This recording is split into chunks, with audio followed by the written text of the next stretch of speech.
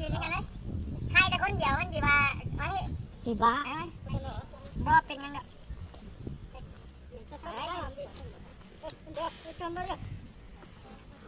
สบายดีสหายมาเห็นยัง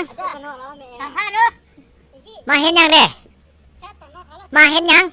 เป็นสัมภาษณ์มาเห็นยังตอนนี้แม่ปล่อยเบ้อยู่ไสมาปล่อยเบ้อยู่พาวันผู้หัวสร้างคือบ่เห็นเบ้อยู่ไสมาปล่อยเปิดฟาร์มเลยให้มาจากฟาร์มตำหงโอ้ว่าตอนนี้ยังบ่มีบอลอยู่ให้มัน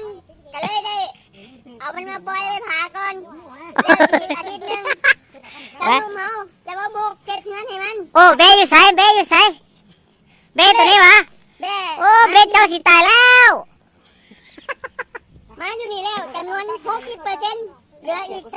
30%โอ้เบ้หลายเด้อไอ้น้องเด้อไม่ยาวเด้อบ้านอยู่เฮานี่น่ะโอ้บ้านเฮานี่ใครทึกเด้อ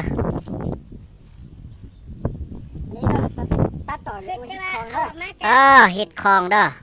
เขามาปล่อยแบะไหมให้ปกป้องได้เฮา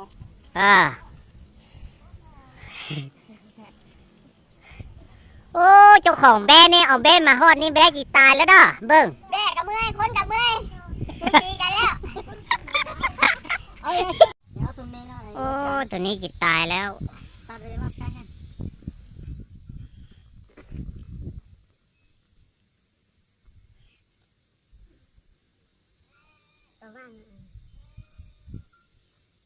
ใช่ไหมเด้อ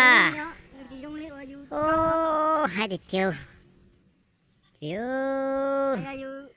ตัวใช่นะมาเราที่เจียวใช่เนาะนี่ตัวใช่ละ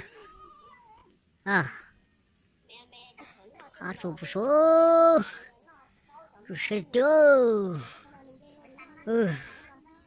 ให้เด็กเจียว